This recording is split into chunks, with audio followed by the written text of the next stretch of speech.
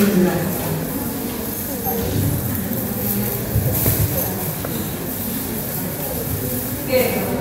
adik-adik sudah dapat blok 3.1, jadi basic yang adik-adik dapatkan di blok 3.1 sebagai dasar di blok 5.1. Ada yang tahu ini apa? Sakit apa? Ya, ini polio. Adik-adik bisa lihat efeknya apa? Lumpuh layu.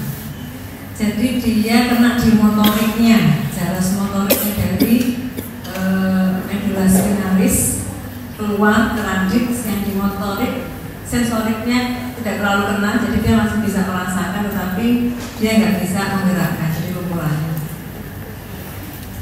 Dengan adanya vaksinasi yang tadinya cakupan infeksi polio cukup luas, maka di tahun 2006 sudah sangat minimalis jumlahnya, walau belum bisa dieradikasi total. Ini adalah smallpox, bukan canteran ya, bukan cacar air yang ala-ala sekarang itu, bukan. Ini adalah virus smallpox. Seperti ini bentuknya, bentuk wujud kelainan kulitnya. Ini komplikasinya bisa sampai meninggal, jadi infeksinya berat. Nah, ini dengan adanya vaksinasi, maka tahun 79 berhasil dieradikasi atau dieliminasi dari seluruh dunia. Ini jurnal, nanti bisa ada di googling dari jurnal penelitian bahwa di UK dengan adanya vaksinasi dia bisa menekan angka kejadian difteri, polio, meningokokus, hemophilus influenza, pertussis, dan measles. Nah, sekarang kayaknya ada informasi ya. Ini genep ganjil, genepnya genap. Ini tanggal 4. Ini 4 kan?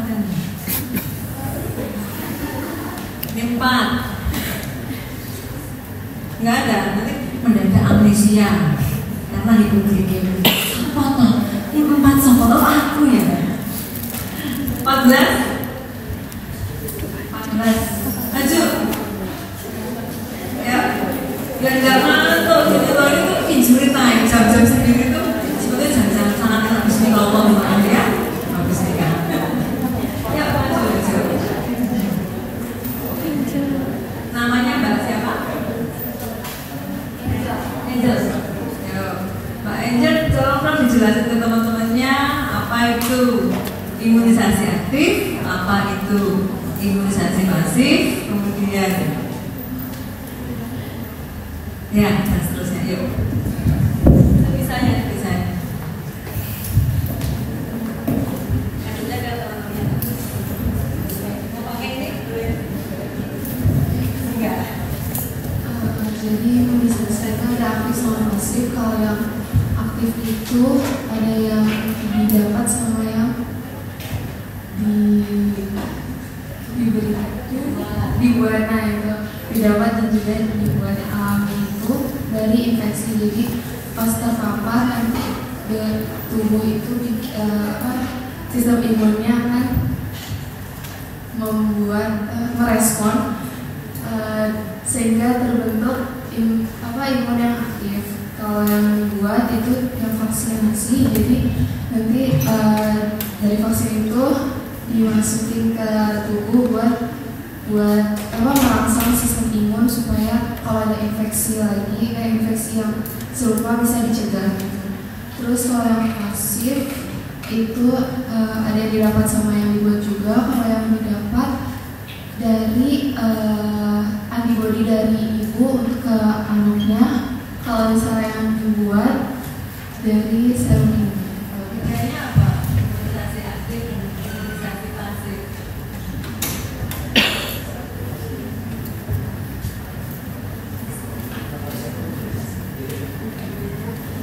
Bedanya apa? Kalau aktif harus dibuat lagi dari dari tubuh. Tapi kalau yang pasif itu udah ada bisa tinggal kasih gitu dari ibu pakai gitu. Jadi maksudnya gimana?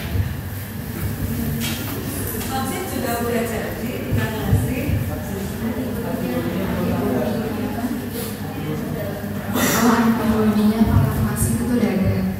Kalau yang aktif itu harus dirangsang dan dibentuk dulu antibodinya. Terima kasih Mbak Ibu. Ya, gimana?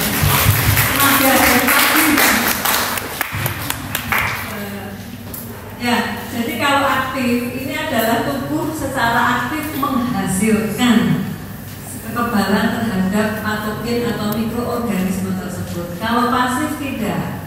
Pasif ini tubuh tidak memproduksi sendiri. Jadi tubuh ini nggak bikin antibodi sendiri.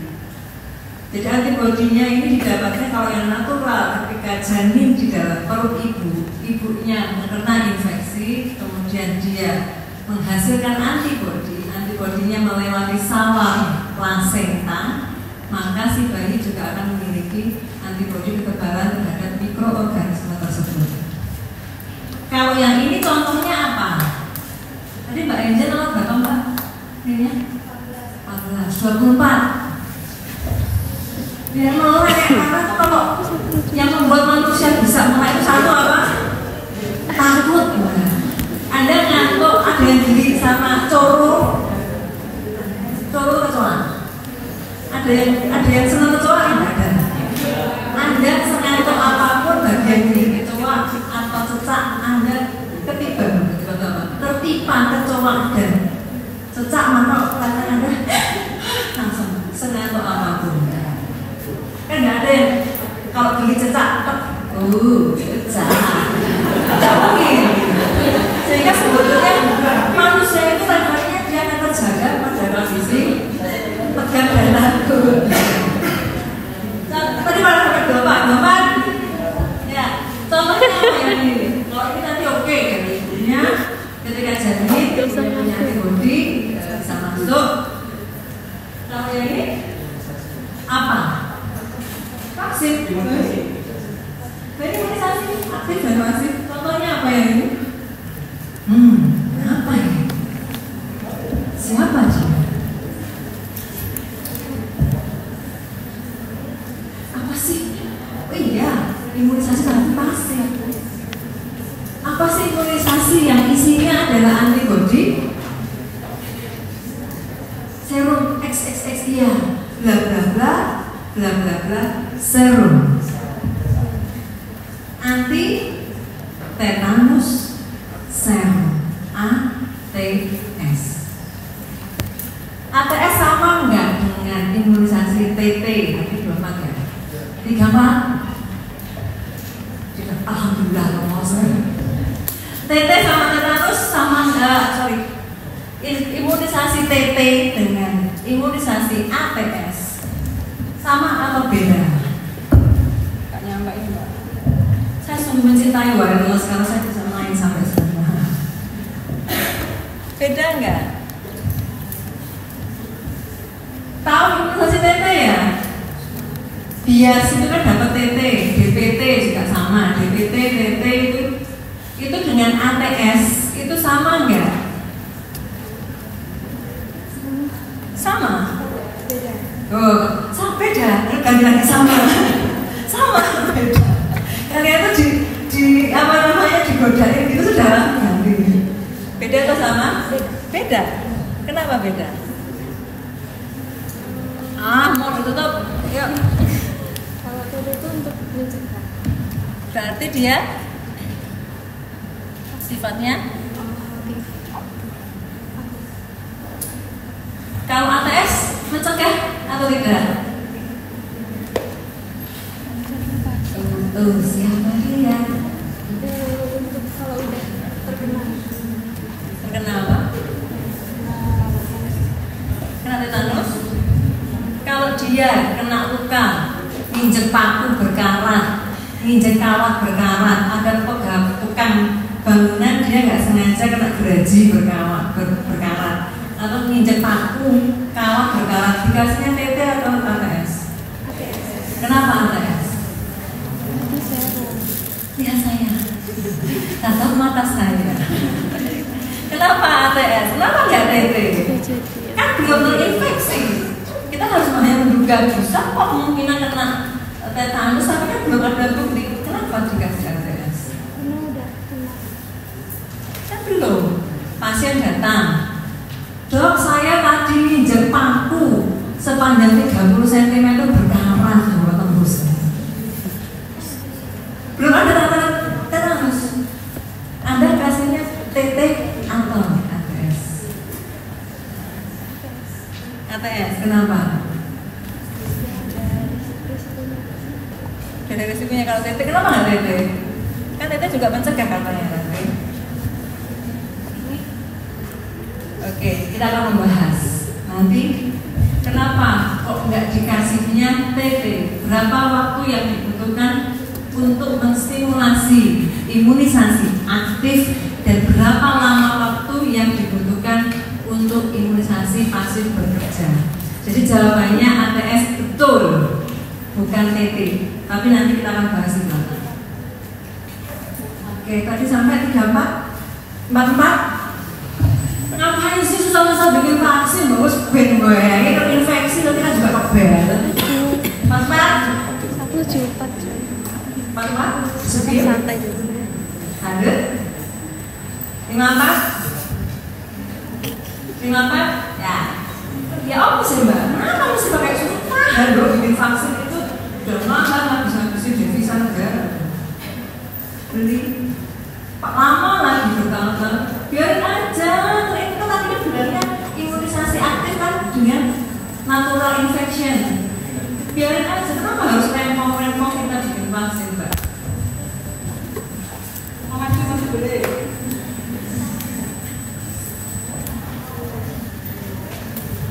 Karena mic-nya betul bisa dikirim friend 50-50? Oh enggak? bisa ditarik. Kenapa? Kan sama-sama dapat aktif. Orang berinfeksi dia mengalami imunisasi aktif, natural aktif imunisasi. Kenapa kita ya udah tuh kan dia dapat imunisasi aktif. Biarin aja apa di waktu kita bikin vaksin, biarin aja terinfeksi, nanti tak kebal. Ngapain rempong-rempong mahal buat vaksin itu?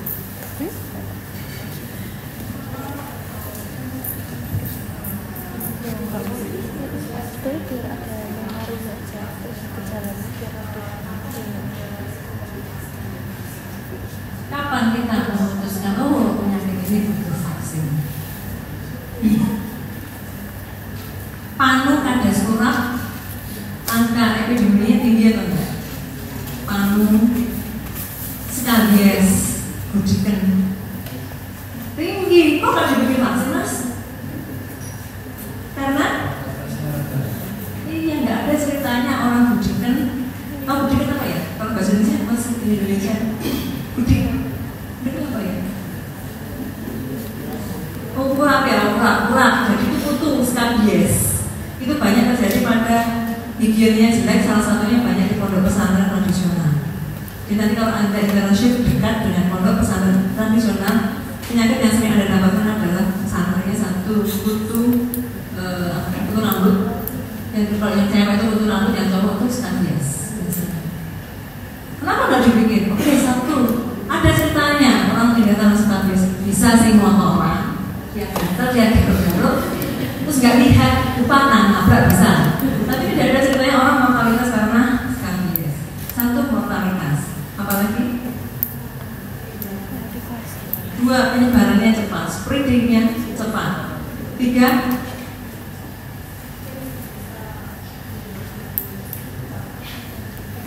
ya, karena ada kecacatan atau komplikasi yang menyebabkan, yang menyertai penyakit tersebut. Sama dengan kasusnya COVID. Kalau dibiarkan, ada pernah mengalami hampir setiap hari. Kalau di tempat saya, kalau ada yang meninggal itu diumumkan di masjid. Itu hampir setiap hari. Itu ada pengumuman innalillahi wa inna ilaihi raji'un. Itu hampir setiap hari pada saat puncak saya tidak lupa sekitar Juli.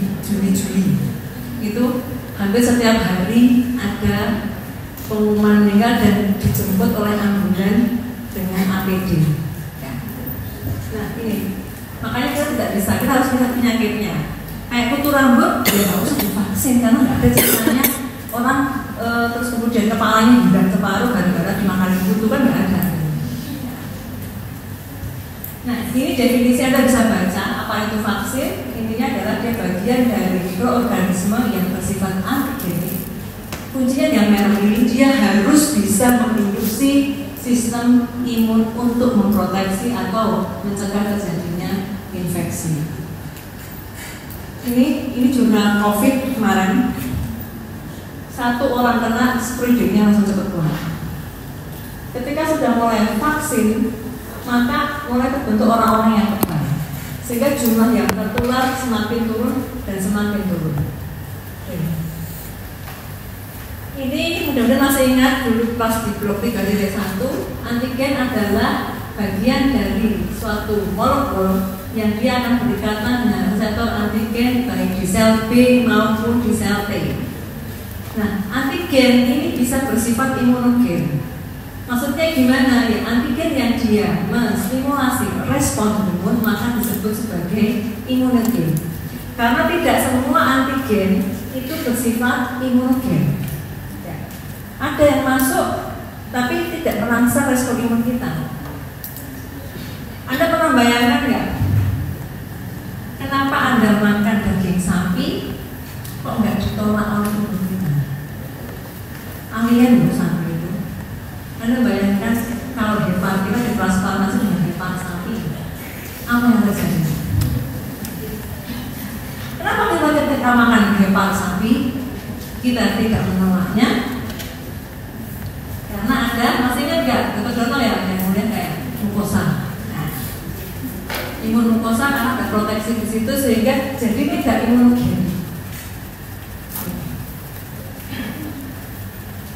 Nah, ini ada dilihat, ini adalah antigen, satu antigen yang bisa berikatan dengan reseptor antigen itu tidak satu semuanya ini, tapi lihat ini ada peluntung. Nah, ini namanya epitop. Inilah bagian yang akan dikenali oleh reseptor antigen atau antibodi. Ini sama ya, ini yang merah ini adalah epitop yang dikenali oleh sel B, yang hitam ini dikenali oleh sel T. Jadi bisa beririsan, bisa overlapping, bisa berbeda. Nah, ketika antigen ini dia masuk ke dalam tubuh kita, maka dia akan dipotong-potong di digest yang epitopnya sel T akan dipresentasikan oleh APC kepada sel T, yang dia epitopnya sel B dia akan dipresentasikan kepada sel B untuk membentuk sel plasma. Jadi tidak semuanya, hanya bagian epitop saja. Ini kurang lebih sama. Jadi kita bisa lihat ini adalah antigennya masih dalam bentuk brokoli, masih 3 dimensi strukturnya. Ketika dia mengalami rebonding, epitopnya masih bisa dikenali karena tidak rusak epitopnya. Jadi seandainya protein ini mengalami denaturasi dan dilurus rebonding, maka antibodi tetap bisa mengenali selama epitopnya tidak rusak. Sifat imunogenisitas itu dipengaruhi, satu adalah patogen yang masuk ke dalam tubuh kita atau dibuat vaksin itu jauh spesiesnya. Ini jelas mudah karena kita dengan bakteri, dengan virus pasti jauh spesiesnya. Semakin jauh dia semakin imunogenik. Anda tahu kita dengan babi itu ada kecocokan. Ya. Oleh karena itu beberapa enzim yang dipakai untuk pengembangan obat itu pakai enzim, sehingga ada infeksi yang kena di babi juga akan bisa nempel di kita. Contohnya flu babi. Karena secara genetik ada matchingnya. Nah, ini kemudian untuk pengembangan vaksin adalah nanti akan saya bahas di belakang tentang formulasinya. Kemudian dosis rute ini bisa intramuskuler, injeksi intramuskuler, bisa intradermal atau diberikan secara oral. Kemudian yang berikutnya adalah ini yang paling penting deh, genetik. Genetik ini sangat berpengaruh sekali terhadap respon imun tubuh kita. Jadi nanti ada orang-orang yang ketika dikasih vaksin, mungkin Anda pernah merasakan AstraZeneca, efeknya dibandingkan yang yang punya Indonesia, Sinovac ya. Sinovac itu tidak ada sampingnya, enak banget. Nakes yang ke kan setelah Sinovac kemudian yang nakes disuntik lagi booster AstraZeneca itu kemeng. Jadi kalau disarankan pakai yang sebelah kiri karena nanti tangannya sedikit berat, rasanya berat. Nah itu efeknya individual. Ada yang sangat peka, sangat berondong sampai apa namanya badannya nyeri semua, tapi ada yang responnya biasa aja. Biasa aja tuh minum disuntik AstraZeneca nggak apa-apa. Ada yang rasanya seperti dijotosi katanya sini. Itu individual, iya. Ada genetik, maka jangan pernah membandingkan. Ada temennya yang jarang sakit, ada yang temennya bolak-balik pilak-pilak, pilak-pilak. Soal pakai masker, pakai tisu jerot. Bulan lagi pakai tisu, pakai masker, bolak-balik pilak, ya karena ini ada genetik di situ. Walaupun faktor yang lain ada pengaruhnya ya, saya terlalu capek, faktor nutrisi, tapi genetik berpengaruh. Adik-adik tahu Aji Masaid? Saya nggak tahu daerah kalian masih ketemu Aji Masaid ya? Aji Masaid itu bapaknya, era anaknya ya, saya era Aji Masaid, Reza Artamevia. Aji Masaid itu meninggal karena serangan jantung. Usia muda, olahragawan, tidak obesitas. Bapaknya juga sama, meninggal karena serangan jantung. Apa hubungannya sama genetik vaksinasi? Bukan vaksinasinya. Saya wondering deh, itu kuliah apa ya kalau gambaran di sini ya? Ada kuliahnya. Kuliah bahasa apa? Bahasa Korea.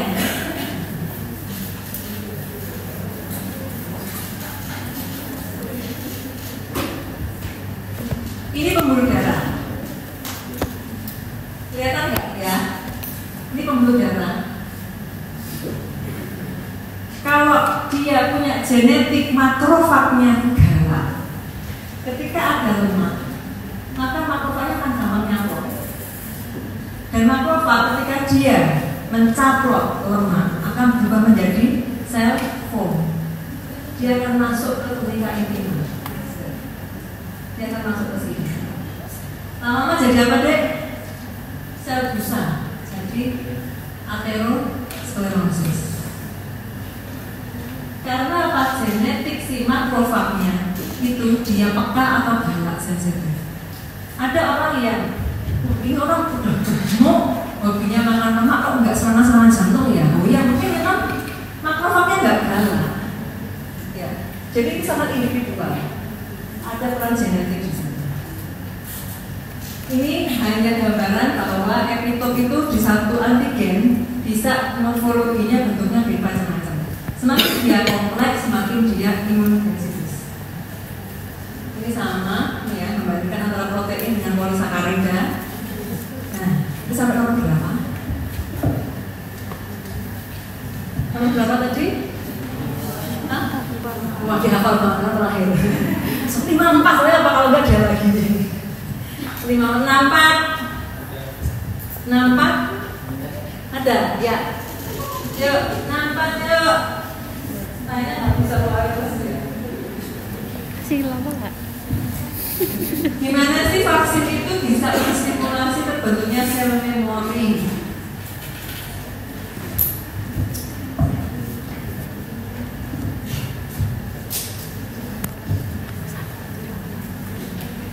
Maju yuk, masuk. Silakan menjelaskan teman Anda. Ini sudah di blog 3.1 loh. Walaupun Anda mungkin sudah meninggalkan masa lalu yang suram di blog 3.1. Blog kematian. Kalau kata mahasiswa rasa sinau yuraru pasti. Tapi ada masa semester 3 kemarin terus saya belajar sinau hebat dia ya. Apa ini? Ya, peran Anda masih apa ya? Peran Anda mau menjelaskan ya. Dengarkan nanti yang utuh. Oke Mas. Kan sudah Pak kalau kita tahu. Itu sistem imun adaptif.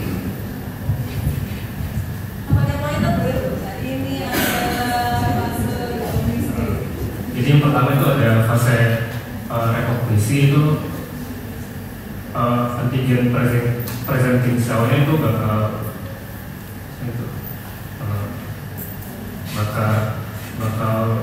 melekat di naive T limfosit, terus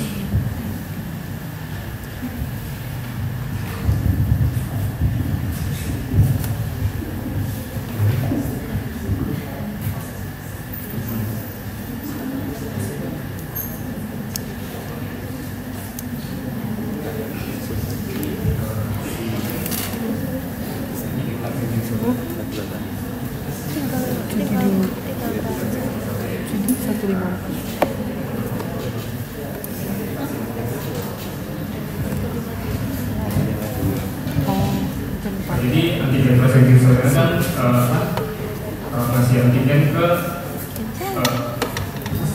sel T sama sel B-nya, terus nanti di activation phase-nya ini bakal membentuk antibody, terus di effector phase-nya ini udah bakal membentuk immunity, terus di apoptosisnya itu bakal terjadi apoptosis,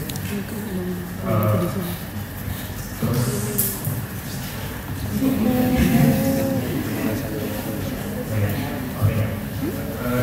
jadi setelah terjadinya apoptosis itu bakal terbentuknya si surviving memory cell.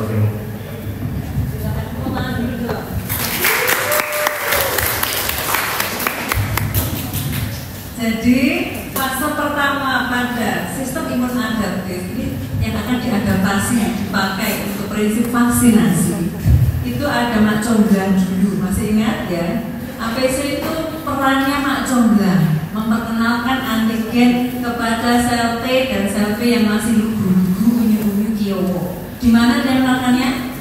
Proses ini terjadi di mana? Di mana sih sel T dan sel B yang masih lugu naik? Di organ limfoid. Ya salah satunya lipus, ada limfonodus, ada flux pylori, ada tonsil, ada liem. Jadi ketika APC ini nyaplok ngambil antigen, dia lapor, ini loh, ada maling di ya wajahnya kayak gini loh malingnya. Ini yang masih lugu-lugu, dia akan oh iya, dia akan mengenali si maling tadi. Maka sel T dan sel B yang masih lugu tadi ketika sudah dipresentasikan oleh APC, dia akan mengalami aktivasi berproliferasi. Kalau sel T menjadi sel T efektor, sel B akan menjadi sel plasma. Sel plasma ini menghasilkan antibodi, sel T ini akan menjadi sel T sitotoksik dan sel T helper. Nah, lihat. Setelah antigen tereliminasi, apa yang terjadi, Dek? Karena nggak ada kerjaan. Jadi sama kayak kita, manusia itu kalau nggak ada kerjaan lama-lama akan apoptosis. Jadi kalau kita liburnya kelamaan nggak ada kegiatan, apoptosis mager rawat di atas kasus sambil lihat real. Itu namanya apoptosis, Dek. Ya. Sel ketika gabut, tidak ada tugas lagi untuk mengeliminasi, maka sebagian besar akan mengalami apoptosis. Nah, ketika proliferasi ini harus di organ limfoid, iya harus, tidak bisa disirkulasi. Dia utamanya di organ limfoid. Ketika terjadi proliferasi ini, dia akan membentuk sel memori. Ini terjadi pada fase infeksi alamiah maupun vaksinasi. Oke, nah Anda lihat ini adalah pembentukan antibodi pada keadaan infeksi alamiah. Anda lihat, ini yang saya katakan tadi, kita memilih TT atau ATS kalau ada pasien datang dengan luka tertusuk atau kena pacul. Kalau pacul itu bahasa Jawa bahasa Indonesia? Bahasa Jawa, bahasa Indonesia apa pacul? Jawa, ampun. Ada banyak kasus petani atau tukang bangunan kena campur, kena paku, berkarat. Anda bisa lihat ketika infeksi yang pertama, antibodi baru terbentuk di hari ke IgG itu yang sifatnya menghambat infeksi. baru di hari ke-7. Anda bayangkan, kalau orang ketusuk paku yang berkarat, kasih TT, hari ke-7 itu baru naik IgG-nya. Padahal masuknya bakteri tetanus sudah sebelum 7 hari. Jadi nggak ngejar. Vaksinasi TT-nya nggak bisa menghambat si tetanus untuk toksoidnya untuk melanjutkan tubuh kita. Maka yang diberikan adalah anti tetanus serum, antibodi. Nah, kalau sudah pernah terinfeksi sekali, dia akan turun. Tapi ketika ada infeksi mikroorganisme yang sama, yang kedua kali, Anda lihat ini garisnya ini, kelihatan ya, agak beda warnanya. Lihat, begitu ada infeksi yang kedua, peningkatan IgG langsung dengan cepat naik tinggi. Ini adalah prinsip yang dipakai pada pemberian vaksin. Jadi infeksi yang pertama ini digantikan oleh vaksin. Sehingga ketika nanti kita terpapar oleh infeksi yang sesungguhnya dan alamiah, kita langsung bisa menghasilkan imunoglobulin G yang fungsinya adalah menghambat infeksi, itu bisa dengan cepat dengan titer yang tinggi. Ini adalah imun respon yang ditarget untuk vaksin. Ya, ini sama dengan tadi, vaksin masuk, ini ada mak comblang di sini. Harus ditangkap mak comblang, iya harus. Untuk membentuk sel memori, maka antigen ini harus ditangkap oleh APC, kemudian dipresentasikan kepada sel T dan sel B. Ini saya kasih gambar. Ini adalah peran dari vaksin. Nanti kalau nggak kelihatan bilang, saya paling senang pakai analog itu adalah HIV. Ini virus HIV. Virus HIV itu kalau mau menginfeksi, itu dia melalui molekulnya dia, namanya GP41. GP41 ini dia pemilih. Dia kalau nggak cocok meong dia nggak mau. Maunya sama siapa?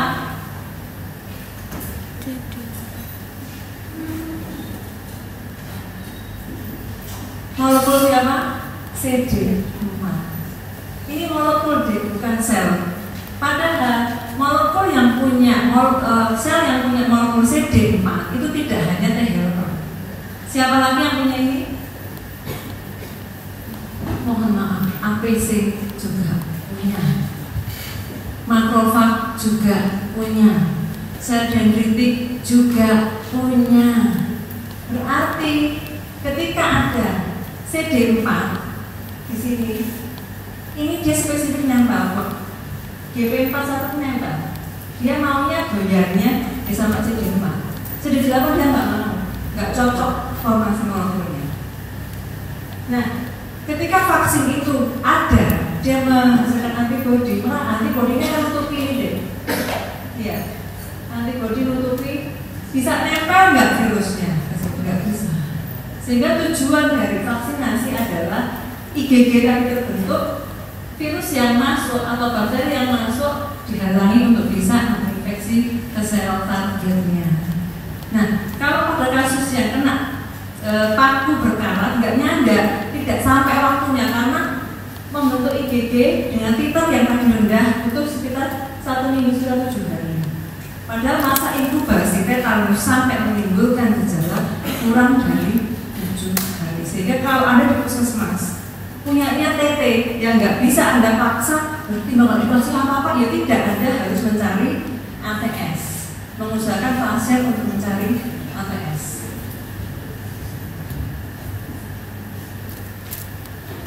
Iya, ini fungsi dari vaksin. Ini adalah perkembangan dari vaksin. Anda lihat zaman era tradisional masih sangat rendah jumlah dari perkembangan vaksin.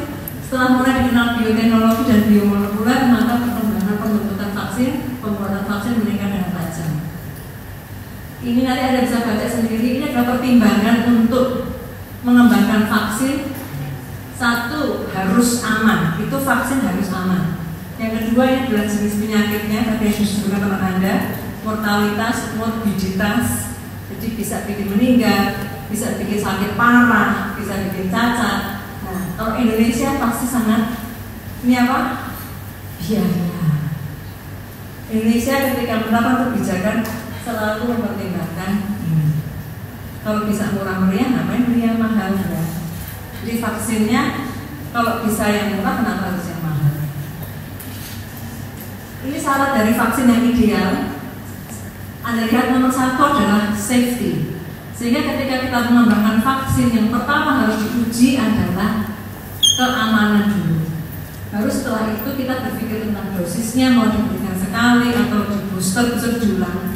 Kayak kemarin ada COVID, diulang lagi di booster karena dengan 1 dosis antibodinya belum cukup tinggi. Nah, harapannya vaksin itu bisa memproteksi dalam jangka waktu yang panjang. Nah, ini Indonesia paling suka ini low cost. Nanti ketika Anda jadi dokter yang bertanggung jawab di vaksin Indonesia masih banyak yang dia harus pakai cooler box kalau bawa. Jadi kalau mau vaksinasi, mau dibawa ke tempat ini harus dalam keadaan suhu dingin. Karena kalau enggak nanti rusak vaksinnya. Kalau rusak vaksinnya ketika diinjeksikan tidak muncul atau tidak ada efek proteksinya. Nah, perhatikan ini amazing kita sebagai saksi perkembangan vaksin COVID.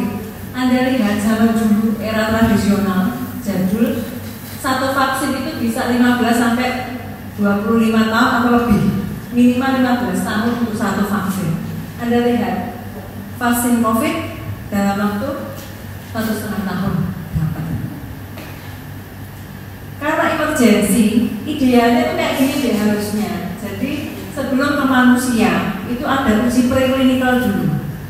Jadi kita nggak boleh mengujikan kandidat obat, kandidat vaksin langsung ke human itu nggak boleh. Pertama harus ke hewan. Hewan pun ini bertahap sebetulnya, dari hewan mencit kemudian nanti naik ke hamster atau kelinci, naik ke hewan setara mamalia. Baru setelah itu masuk ke uji manusia. Idealnya uji fase 1 selesai baru ke fase 2, fase 2 selesai baru ke fase 3. Jadi fase 1 itu adalah orang yang dia sangat potensial tertular dengan jumlah yang sedikit, kemudian semakin naik fase 3 ini sudah di masyarakat umum. Lihat untuk kasus COVID, fase 1 belum selesai, baru separuh, sudah boleh lanjut di fase 2. Fase 2 belum selesai, sudah lanjut di fase 3 karena mengejar waktu. Ini kasus karena global pandemi. Kelihatan nggak ya? Mohon maaf.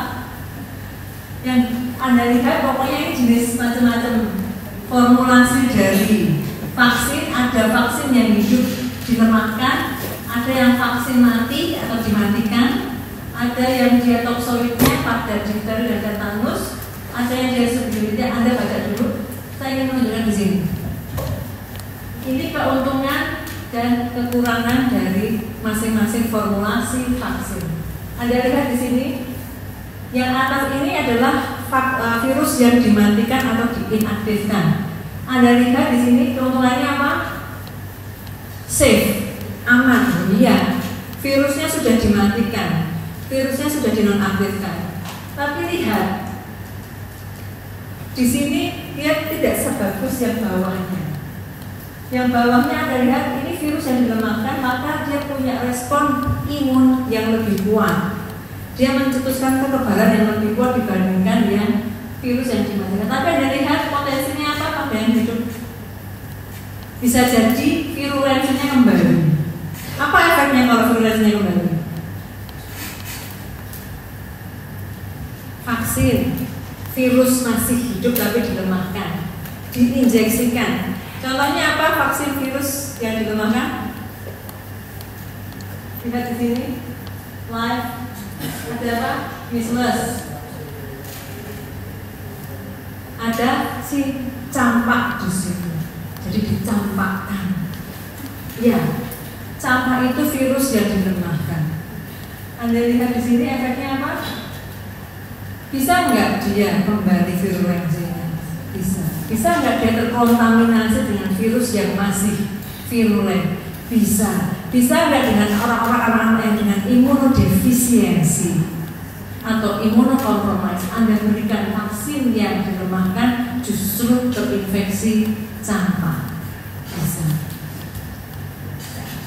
Jadi Anda nanti jadi nakes, jangan sampai bilang vaksin itu 100% aman. Tidak ada efek sampingnya, nggak bisa. Karena kita tidak bisa memastikan apakah untuk vaksin-vaksin yang isinya adalah virus yang dilemahkan itu tidak kembali virulensinya. Ini polio vaksin Indonesia yang mana? Vaksin polio itu ada dua, oral polio vaksin, yang ini adalah injeksi, yang ini oral. Yang oral ini adalah isinya virus yang dilemahkan. Yang injeksi saat ini isinya adalah virus yang dimatikan. Indonesia yang mana? Pernah lihat pin iklannya Bu Ani Yudhoyono? Saya nggak tahu di kelas berapa ya waktu itu. Jadi beliau mengedukasi untuk vaksin polio itu dengan diteteskan di oral. Jadi tentunya kayak minyak ikan vitamin A itu dimasukkan. Indonesia yang mana? Yang oral. Isinya apa? Virus hidup atau virus mati? Hidup. Kenapa Indonesia memilih itu?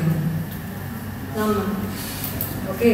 Satu, kita selalu satu murah betul. Tapi apakah jelek? Kenapa?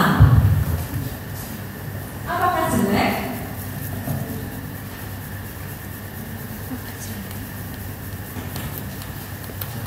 Apa kelebihannya? Yang bawa sendiri loh, kelihatan nggak? Ini kelebihannya. Jadi Indonesia itu paling penting bikin alasan. Bukan hanya masalah murah. Lihat, ini adalah oral OPV, oral polio vaksin yang dipilih Indonesia. IPV ini negara-negara maju sudah pakai ini. Yang dipilih ini Indonesia ini. Kelebihannya apa? Anda bisa lihat. IgG serumnya sama tingginya, IgM serumnya sama tingginya. Anda lihat, yang beda di mana? Di mukosa. Mukosa nasal, mukosa pernafasan maupun pencernaan. Untuk yang oral polio vaksin dia tinggi, sementara yang IPV tidak. Ini keuntungan untuk Indonesia. Kenapa? Karena higiene atau kebersihan di Indonesia masih kurang. Polio itu nyebarnya lewat apa? Infeksi polio itu nyebarnya lewat apa? Ada yang tahu kan? Orang fekal. Makanan. Lewat orang. Sehingga dengan diberikan OPV, Indonesia itu masih pada kutip jorok ya. Makan. Nanti kalau Anda survei, saya tidak tahu sih, Anda survei cari buka puasa di tempat perpecelan, terima duit. Kita Bu, tangannya terima uang, saya masukkan, dan tangan ini pula lah yang mengambil, bagian dan tangan-tangan. Ya Pak ya, kayak perendapan. Perendapan itu jangan-jangan memang ini sudah tinggi, terus berjorok, sehingga dia sudah tertebal karena terbentuk. Makanya bule itu kalau dari dalam maju Eropa, Amerika ke Indonesia, salah satu tantangannya adalah diare. Kalau kita enggak ya, anak kos yang dulunya sangat bersih di rumah, begitu di kos jajan belakang, yang pertama dialami seringnya tipes. Tipes, diare. Kemarin ada kelas Anda keracunan makanan. Di bawah biasa. Karena sebenarnya saya ada pertanyaannya, kenapa kakak HPPD tidak ada yang terkena seberat itu? Jadi kakak HPPD sudah kebal, terus sudah lebih lama terpapar perjorokan. Jadi kemarin tuh yang belum tahu, jadi ketika ada acara HPPD, nggak banyak sih sebetulnya. Adik-adik kita kemarin prodi sampai heboh ambulan ya. Jadi ada acara sore, ada nasi, ada sambelnya. Waktu itu saya dilapori, ini ada yang diare. Kemudian saya konfirmasi dengan Mas Rama waktu itu. Mas Rama kalau dicek ini kalau ada semester 1 lapor ke prodi ada yang diare. Oh iya dok, ya ada yang panitia HMPD juga diare, tapi it's okay, masih kebutuhan. Tahu yang anak semester 1 sampai mondok ada yang di intermediate apa namanya HCU. HCU itu di bawah sedikit dengan ICU, sampai digotong pakai ambulan. Berarti apa? Nah ini dia belum pula anti-GA. Jadi salah satu keuntungan OPV adalah ini bentuk. Walaupun hati-hati karena dia virus yang dilemahkan pada anak-anak yang imunodefisiensi, anak-anak dengan riwayat HIV. Hati-hati memberikan ini karena ini virusnya hidup. Ini KIPI Anda bisa baca sendiri, ini dari jurnal. Kita akan masuk yang di Indonesia punya. Ini juga jurnalnya. Jadi imunisasi itu bukan tanpa resiko, bukan tanpa efek samping. Jadi kita menyebutnya di Kemenkes kejadian ikutan pasca imunisasi. Bisa pakai banget. Nah, reaksi yang ringan biasanya kayak nanahan, bengkak, kemudian hepatitis, bisa sampai yang berat. Masih ingat shock anafilaksi? Hipersensitivitas tipe 1. Apa yang terjadi dengan shock anafilaksi? Shock itu adalah kegagalan sirkulasi, bocor semua sirkulasinya sehingga cairan plasma loss ke jaringan. Ini bisa karena efek vaksin, mohon maaf, iya, terutama yang injeksi. Ini dari jurnalnya sama. Jadi vaksin-vaksin yang diberikan rutin imunisasi dasar di puskesmas itu bukan tanpa laporan KIPI. Jadi masing-masing tetap ada walaupun tidak banyak jumlahnya. Sehingga perlu edukasi kepada masyarakat nanti ketika Anda menjalankan program BIAS. BIAS itu program pemerintah untuk imunisasi di SD, di TK. Hati-hati dengan ini. Jadi harus siap dengan ketika terjadi kejadian KIPI. Kalau terus ada KIPI harus gimana? Alurnya juga satu, cross check dulu. Bener nggak? Itu karena vaksinnya atau karena penyakit yang lain? Dulu pernah ada heboh. Jadi pasca vaksinasi OPV dilaporkan ada anak dengan lumpuh layu. Itu orang tuanya sudah diprovokasi tetangga-tetangganya untuk mendemo nakes. Setelah di cross check apa? Anaknya sudah lumpuh layu sebelumnya. Jadi diprovokasi. Jadi sebelumnya sudah lemes kakinya, dia OPV dapat vaksinasi polio, karena memang sudah sakit duluan, tapi dikompori. Hati-hati ya. Masyarakat itu ketika ada sesuatu hal, pernah dengar nggak kemarin di yang viral kemarin bayi meninggal, dia kejang demam. Bayinya itu dehidrasi berat. Dikasih vitamin, tapi karena terlambat di bawahnya, akhirnya meninggal. Tahu yang salah kan apa? Nakesnya ngasih vitamin. Ini gara-gara ngasih vitamin. Jadi anak saya meninggal, anak itu dehidrasi berat di bawah rumah sakit sudah posisi kolaps pembuluh darahnya. Tapi selalu blaming. Ada yang ngomongin, siapa itu? Memang rumah sakit itu tuh keras sekali kalau memberikan obat itu berlebihan dosisnya. Akhirnya ngamuk-ngamuk di rumah sakitnya. Walaupun sampai ke pengadilan tetap menang dokternya, tapi itu kan sangat annoying, mengganggu. Belum lagi kalau kita pakai parang. Nih, jadi harus diklarifikasi dulu, di cross check dulu. Pernah kejadian juga pada OPV, karena dia apa yang namanya vaksinnya kan vaksin hidup. Jadi ketika ada OPV, ini vaksinnya Bio Farma, ketika itu yang produksi. Di setelah beberapa waktu dilaporkan ada lumpuh layu. Cara prosesnya gimana? Benar nggak itu karena OPV-nya? Dicek, fesesnya diambil, feses yang sakit diambil, dicocokkan dengan sequence virusnya, jenis strain virus yang dipakai pada OPV. Ternyata jenis virusnya beda. Sama-sama virus polio, tapi strain virusnya berbeda. Maka orang itu terkena virus polio bukan efek dari vaksin. Jadi pertama harus pastikan dulu klarifikasi. Baru setelah itu nanti kita tangani, jelas pasti harus tangani efek sampingnya ini ya. Kemudian dilaporkan ke Pokja vaksin. Masih ada yang ingat Ibu Rika? Ini tren loh ini di era pandemi lockdown. Anggota DPR RI lihat, saya tetap tidak mau divaksin. Tadi sama 74 ya. Bagaimana menurut namanya Mas siapa? Haris. Mas Haris, ini Bu Rika ini anggota DPR loh. Dia tokoh masyarakat DPR pusat. Saya nggak nyebut fraksinya.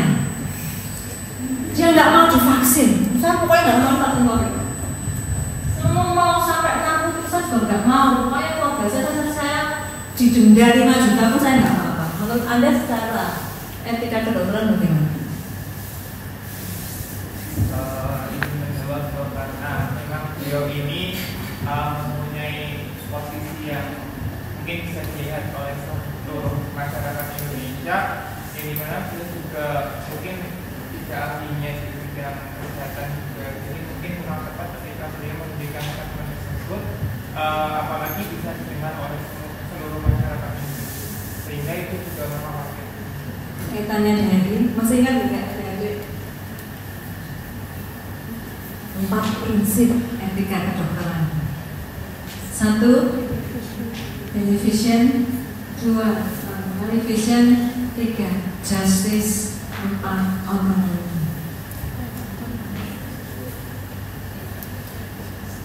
Ada poin yang sangat sulit yang harus kita lihat di sini.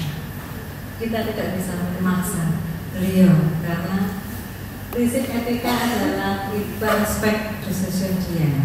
Hanya ketika pemerintah menerapkan regulasi, seseorang mau naik pesawat, seseorang mau ke luar negeri, seseorang mau haji atau umroh harus ada sertifikat vaksinnya, maka pemerintah mengambil jalur ini.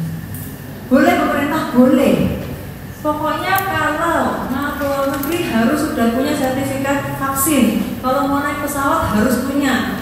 Ini dia normal. Tetapi nggak bisa maksa. Ya. Kita nggak bisa loh dari maksa. Respecting. Ada yang lihat trauma pun.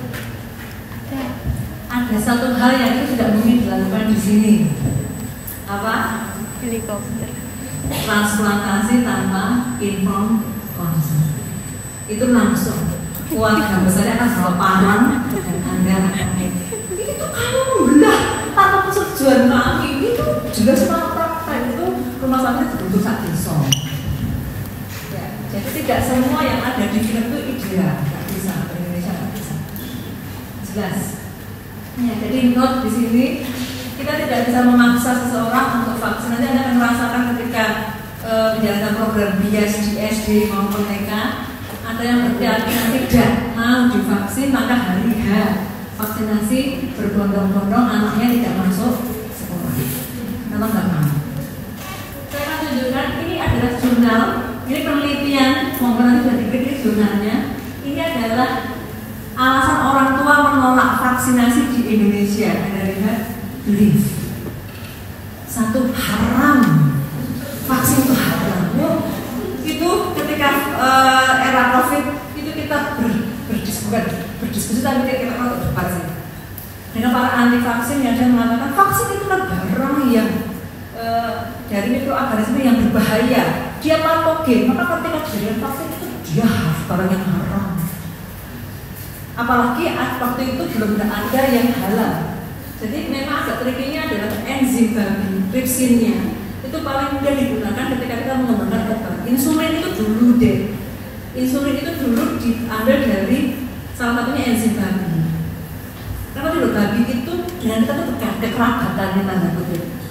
Sehingga itu ujian untuk kita kalau kita memang pengen bikin obat yang tidak punya babi, maka kita harus research. Jadi peneliti untuk mengembangkan dapat akhirnya sekarang ada insulin yang sudah bukan babi lagi. Dulu obat untuk buka ini sumbatan ini dulu pakai enzim babi. Tapi kalau kita bisa bilang emergency karena life saving sehingga boleh pakai obat itu. Tapi sekarang sudah ada obat-obatan yang dia halal. Nah untuk Indonesia ini orang tua apa? Belief. Yang kedua apa? Ngapain toh anak sehat-sehat dikasih vaksin malah demam? Anda kan ketemu dengan apalagi DPT yang ada di puskesmas itu punya efek samping demam. Campak yang ada di puskesmas program nasional itu efek sampingnya demam. Yang nggak bikin demam DPT harganya mahal dan tidak di cover oleh program pemerintah. sampai divaksinasi jadi malah sakit kan. Kemudian tidak percaya, oh itu konspirasi itu vaksin itu. Buktinya langsung dapat vaksinnya gitu, baru infeksi nggak ada 2 tahun sudah dapat vaksinnya, berarti itu memang konspirasi itu. Itu kan dimasukkan di microchip kan ada, itu dalam vaksinnya ada microchip. Wah keren, itu ada microchip. Emang itu 007 Mission Impossible gitu. Itu ini distrust, nggak percaya. Kemudian ini mereka merasa bahwa vaksin itu punya efek samping yang besar. Nah, ada misperception, kemudian kepercayaan, kemudian ada ideologi di sini.